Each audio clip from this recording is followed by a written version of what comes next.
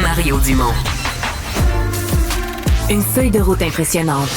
Un curriculum vitae aussi long que le pont de la Confédération.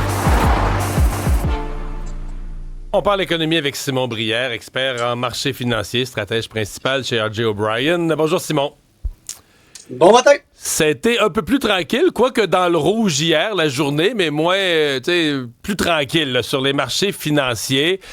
Jusqu'à quel point là, tu vois le lien direct entre la politique tarifaire de Trump et la débâcle des marchés financiers depuis 10 jours? Ben, de plus en plus, le lien est assez évident que la menace tarifaire réduit la confiance des consommateurs, réduit la confiance des investisseurs. On voit cette recalibration là, des indices boursiers qui sont généralement en baisse de 10%. Et ça m'amène à aller faire un lien entre un peu la politique et le côté économique et financier. On s'est souvent dit, c'est le rempart des marchés financiers qui va rappeler à l'ordre les décisions politiques, des droits de douane. Et de plus en plus, je pense qu'on est forcé de constater que ce rempart-là n'est plus aussi solide qu'on le pensait initialement. Un des éléments que j'utilise, c'est un site web qui est assez facile à retrouver. Ça s'appelle les archives de Twitter.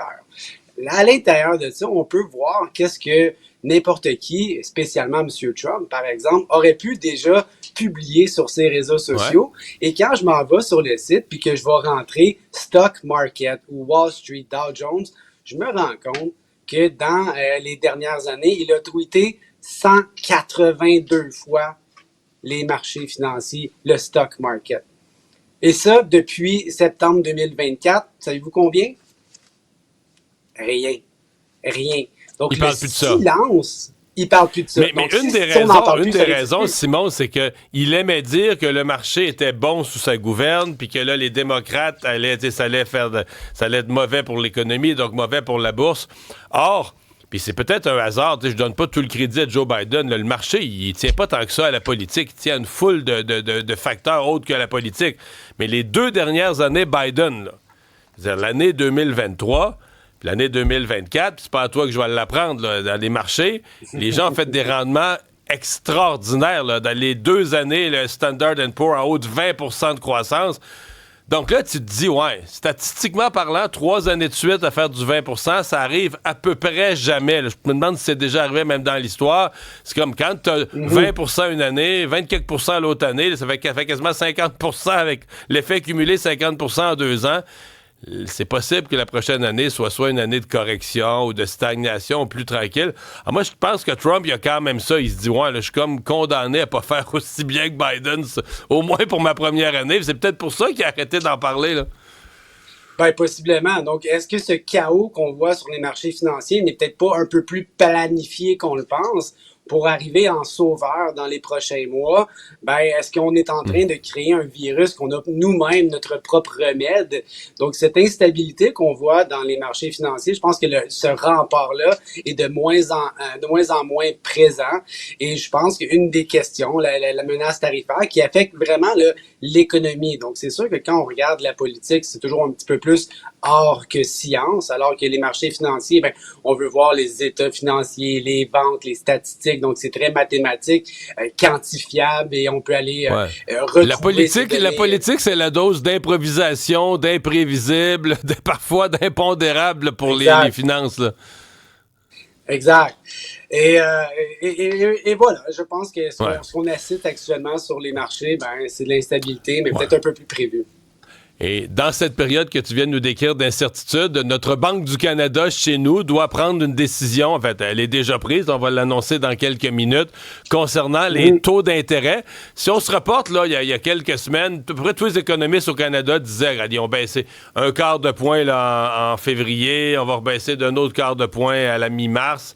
C'est comme si on le sait plus, là. On se dit, il se passe tellement de choses, qu'est-ce que la Banque du Canada va faire avec ça? T'as-tu un feeling, toi?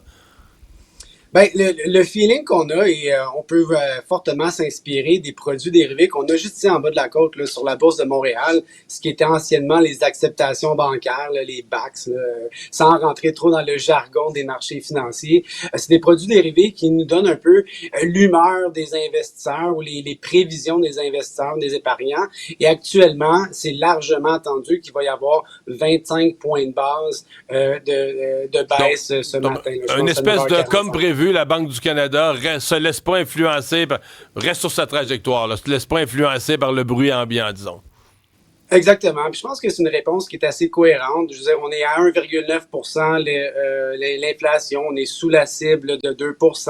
On a cette menace tarifaire qui nous pend au bout du nez. Mais si on baisse les taux d'intérêt trop rapidement ou trop violemment, mais on a de moins en moins de munitions pour l'avenir. Si on a besoin de les baisser plus fortement avec une réponse plus musclée pour essayer de soutenir l'économie canadienne. Donc, je pense que dans l'univers, dans le contexte actuel, une baisse de 25 points de base, sans avoir d'effet de surprise sur les marchés financiers, parce que si on y va avec un 50 ou un 0, on pourrait avoir un peu de turbulence. Et la prochaine réunion de la Banque centrale au mois d'avril, le 16, elle est un petit peu plus importante parce que c'est à ce moment-là qu'on va avoir un rapport sur la politique monétaire.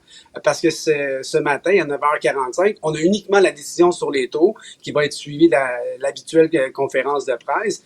Donc, on n'a pas toutes ces informations de croissance économique, de PIB, de prévision d'inflation et des différents scénarios ABC sur ce qui pourrait arriver économiquement. Donc, ça va venir le 16 avril. Ce qui fait qu'actuellement, je pense qu'on ne devrait pas trop brasser les marchés. 25 points de base, c'est ce qui m'apparaît le plus raisonnable. Ouais. Qui va quand même. Le taux, c'est quoi? Ça va être comme je ne sais plus combien de baisse consécutive, là, 7, 8, 9e baisse consécutive. Mais là, le taux va va se retrouver en bas de 3 On commence à revenir à des taux quand même plutôt bas, là. Oui, parce qu'on part de 5 hein. On va être essentiellement à 2,75 dans quelques heures possiblement. Et là, on va commencer à voir l'impact là, de ces baisses de taux sur l'économie canadienne. Donc, donner un exemple que ça pourrait représenter sous ces hypothèques variables, on va commencer à enlever beaucoup de pression sur les ménages canadiens, essayer de retrouver une vigueur dans les investissements pour justement leur donner un peu un second souffle à une économie canadienne qui vire un peu dans le beurre quand même et qui fait face à une menace tarifaire assez aiguë actuellement. Merci beaucoup, Simon.